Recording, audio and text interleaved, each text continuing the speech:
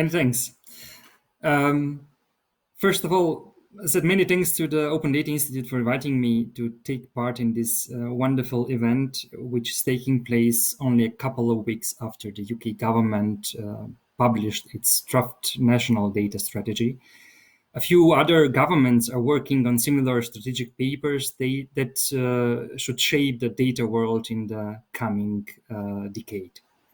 And the Konrad-Adenauer Foundation, which is a political foundation, as you said, closely associated with the Christian Democratic Union of Chancellor Merkel, our view of the data economy is always European. Our national efforts to raise the potential of data will only succeed if we have a common EU approach based on values in the data economy. Therefore, we strongly support the European Commission in putting a common framework into place. Data innovation functions only if we have ecosystems that are able to communicate with each other. The reality is that the continent is fragmented, and with the UK leaving the ecosystem, we are more fragmented than ever. We know from the Open Data Institute that data knows no boundaries. It seems that the same is true for the pandemic. Data sharing about local hotspots has relevance not only within national borders. The pandemic has driven the need for international cooperation like never before. Data sharing about experiences in treating the virus is essential today. Unfortunately, it was easier for Europe to close the borders than having a targeted regional approach based on reliable data sources. Moreover, it is still evident that we don't have the same methodology on how we collect and analyze data. However, the pandemic pushed us to work more closely by sharing relevant data in a timely manner and in appropriate formats. In lockdown, society suddenly needed different sources of data in order to address new challenges. It's not only important to have precise data about health systems, we also need reliable data about the workforce working remotely, about public transport, etc. There is a clear requirement to understand people's need while in lockdown. The United Kingdom could claim credit as true innovator on the public sector information front in the late 1990s. British work was essential for the open data policy that was created by the original EU PSI directive in 2003.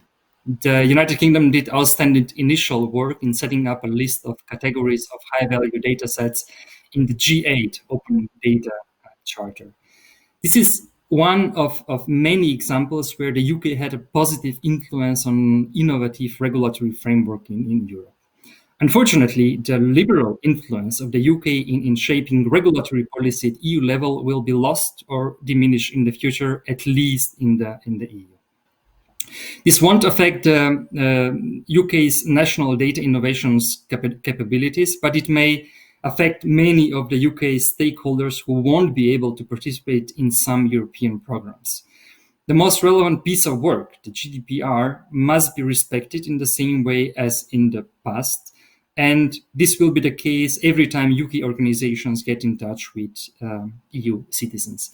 We know, however, that we have a problem in making the GDPR operational. Certainly, the UK's best practices will be highly welcomed. Many see huge challenges in applying AI within the framework of the GDPR. There is no reason not to rely on UK experiences if they allow for innovation while remaining in line with the GDPR. We have observed a similar positive impact in the antitrust area with the UK Furman report when it comes to modernizing competition policy and enforcement. The current discussion with the so-called new competition tool at the European level has been inspired by the competencies and experiences the UK Competition and Market Authority had in the past. All nations really are experiencing abusive behavior by some dominant market players in the platform economy, which massively impacts society as a whole. Platform regulation at EU level at the end of the year will probably be the most remarkable piece of regulation of the digital economy after the GDPR. The heart of this reform addresses how big players deal with data and affect market developments. A fair and transparent data economy produces fair outcomes. At the international level, we must achieve a level playing field for all participants. At the moment, this issue seems to me crucial in the international data debate. Currently, we have a couple of players that rely on data from many sources, which they control as gatekeepers. That puts them in an extraordinary position compared to the rest of the society. What they may do and what they must not do should be clearly defined. And I don't believe that democratic societies have strongly divergent views on this issue. I truly expect that transparency requirements in certain relevant fields for society as a whole will increase in the future. It will positively influence the access to data and to data sharing among states and the efforts to combat economic crime.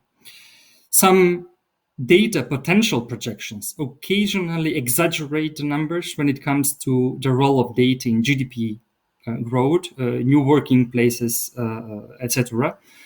It is clear that we have more targeted solutions for problems if data is available and if we have correct capabilities to extract knowledge from it.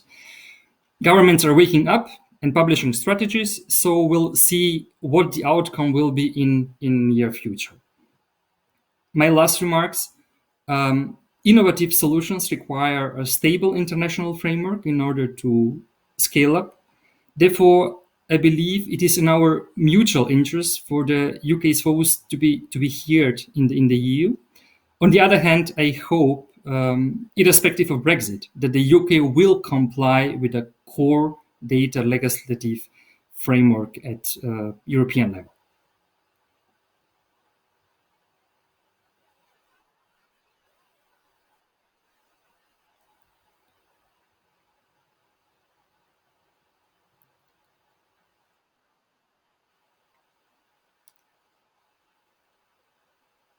Good evening, everyone. The classic mistake of speaking without unmuting yourself. Hope you can all hear me and hope you can all see me. I'm going to follow the first presentation with something slightly different. Data is such a broad topic. You can really cover it from many different angles. So what I wanted to do in the next 5-8 minutes is to talk about data in trade and what data means for trade. Data, as you probably are very well aware of that, data is incredibly important for trade. Whenever we look at new initiatives, whether it's initiatives in trade facilitation, such as single window, or any new tech or IT systems that are designed to manage borders and help traders get their goods across borders in a quicker and more reliable way, it's all about managing data. It's all about managing trade data. The WCO, so the World Customs Organization, estimates that any cross-border transaction includes, on average, about 200 data elements and about 30 actors and about 40 documents. So if you look at a cross-border transaction from that perspective, an import and export, any cross-border movement of goods is actually a series of data points or data exchanges. So for example, if we take the single window initiative, we know that last week the EU published an updated version of their plans for single window. It's one of these initiatives that is designed to bring all the data points together and act. Single window would act as a one entry point for a number of these actors involved in cross-border movements and a number of these transactions. So it wouldn't be only customs data, but perhaps also finance data, perhaps other certificates needed for movement of goods, licenses, things like that, insurance, and a way for all the actors, so traders, authorities, service providers, to communicate through this one portal, through this one single data kind of interface. So if you look at that initiative, again, it's all around how do you collect all the data from the different parts. So this is if you kind of divide this managing data and if we talk about managing the data, about what's important, what's currently happening with trade data, what are the trends. You can look at it from three different levels. So the first one is how to collect data. And here it's all about how do you get traders to submit the data? How do you get traders to, first of all, be able to find the data, provide the data, which in itself is not easy, but that could be a separate topic in itself. But how do you get them to submit the data to various systems? This is obviously incredibly important in the context of Brexit, because when this is what it all boils down to, is how do you get traders to understand the process, understand what they need to provide, and get it into systems which will be required to transfer these data and transmit the data. So how do we get the data in good quality? How do we get the right type of data into the system? The process is quite slow here in terms of moving this forward, in terms of making this more effective, facilitating trades from that respect. There's a big part of this process happens within a company, and then as a result is very dependent on how the company handles data. So this was collect, but the next step, the next point onwards would be processing the data.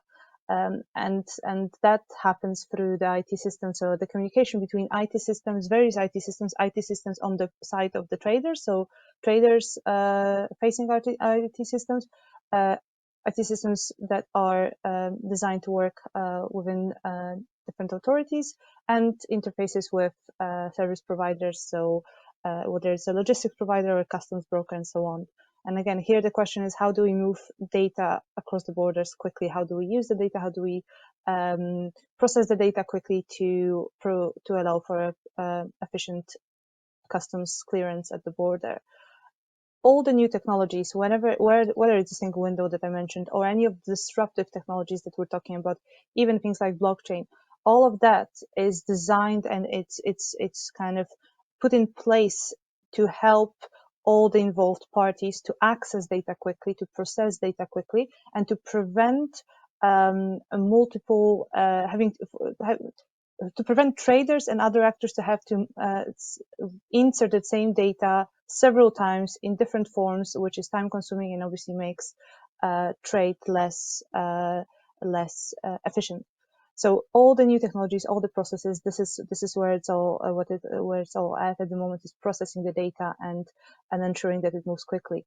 Now, the last one that I'm going to mention is analyze data, and I think here this one is a very important one, especially from UK's perspective, and especially in the context of Brexit. Trade data can be incredibly powerful in terms of helping a government, helping the customs authorities to create a targeted trade policy.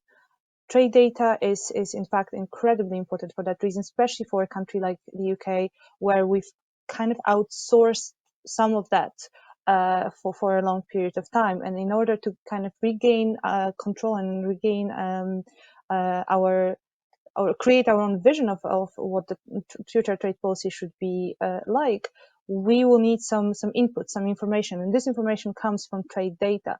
One of the interesting developments in the last couple of months, we've not had many good news when it comes to developments in terms of customs and border management and cross-border trading, but we've had some good news in terms of trade data. So HMRC collects, so the UK customs authorities collect import and export data, and it's incredibly detailed. It's of very good quality. Few countries have this level of data collected, and it can be incredibly useful. One of the things that I found out a couple of years back, I think it was just before the referendum, was that HMRC wasn't allowed to share this data with other departments. And in that context, we had an initiative a couple months back about sharing trade data between departments, which will allow other departments to access the data and to use the data in order to create, hopefully, a better trade policy, in order to negotiate better trade agreements, in order to understand the impact of these trade agreements, and to perform a range of other functions and other types of analysis. So data, when it comes to trade, it's not only about how quickly goods move across border. This is a very important part of it.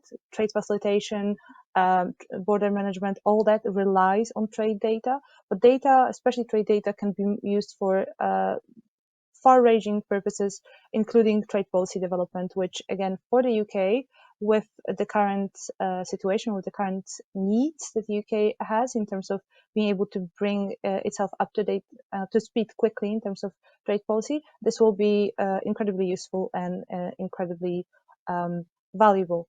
I'll stop here because I think we're running a little bit late, and I look forward to your questions. Thank you.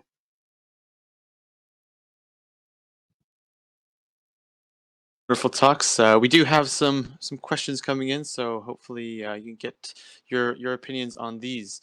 The first one is sort of a current events based question. So Pencho, we'll start with you. You mentioned platform domination. As we know, the European Union has filed antitrust charges against Amazon, accusing the online retail giant of using business data to gain an unfair advantage over merchants operating on its platform. I'd like, as an expert on sort of like EU data sharing and EU-based trade things, what is your sort of input and perspective on this?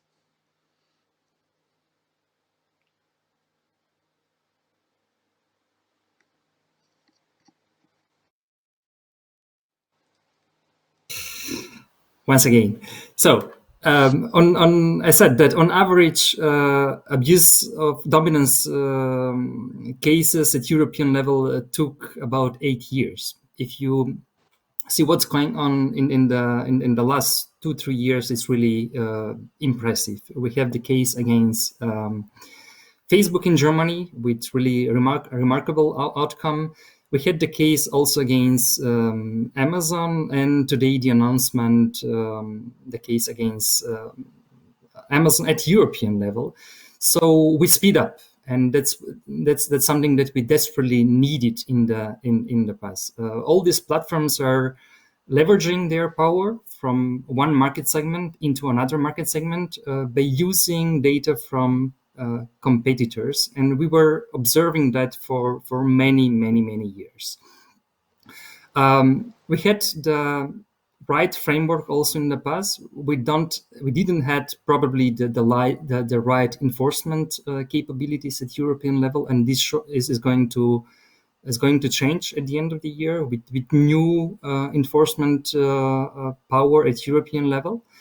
And I believe it will have a great impact, especially when it comes to analyzing of data of competitors and about the competitive landscape in Europe. The Facebook case, I hope that it will have also great impact to other competition authorities, and I believe that it will be a good lessons also for as I said, for other competition authorities in Europe. Great, thank you. Anything you'd like to add on that? No, thank you. I think that I don't have anything to add on that. No problem. One for you then. So this single window for cross-border trade, how important is the harmonization of standards for international cross-border exchanges, especially for all modes of transport? Yes, it definitely is important. But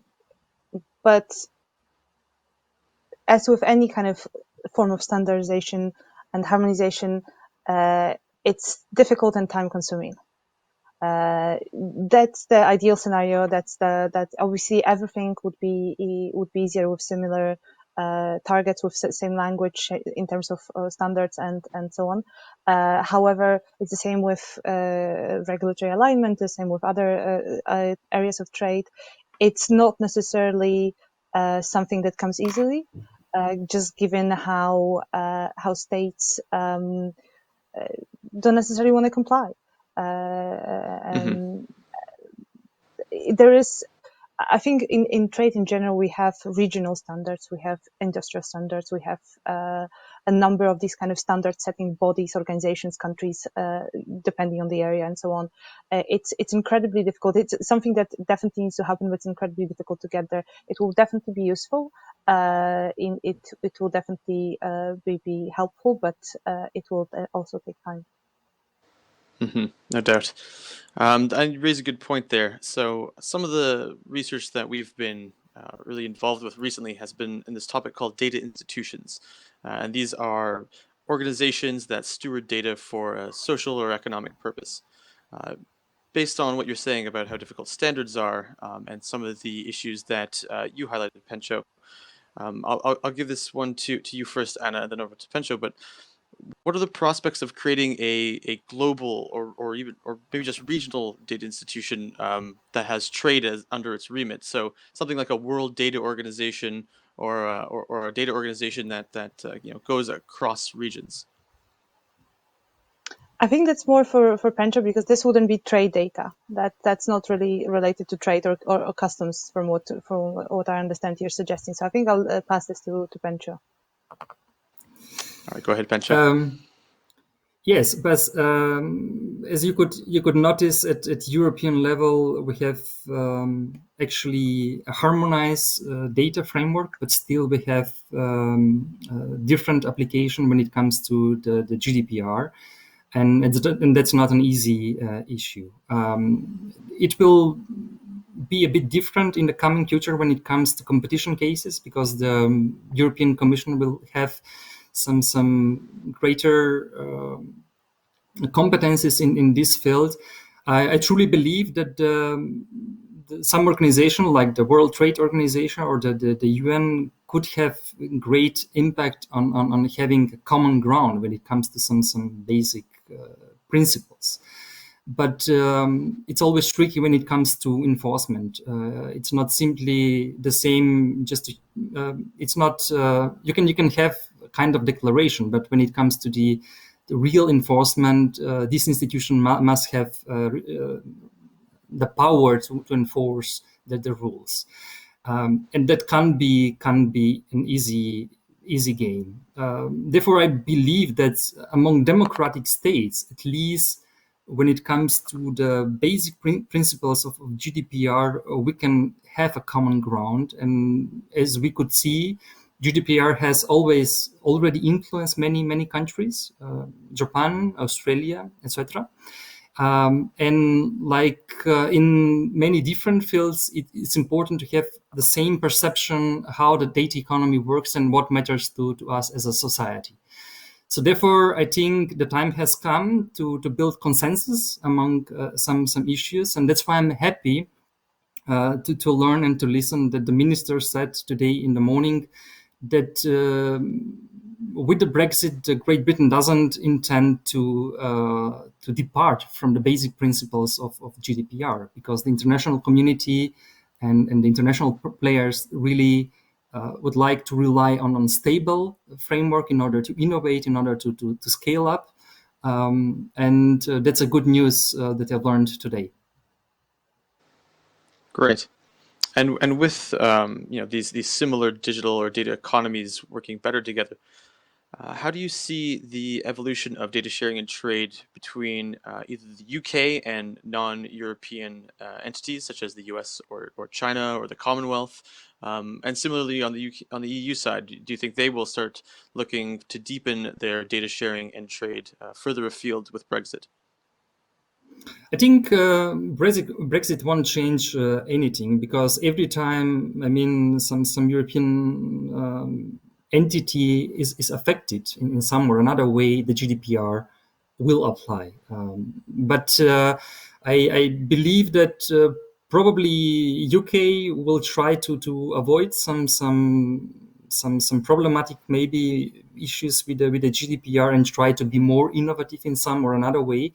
But still, as I said, we would welcome every best practice coming from the UK. It's really sad for Europe not having in the future the influence that we had in the past. As I said, we have this open data framework in Europe thanks to Great Britain.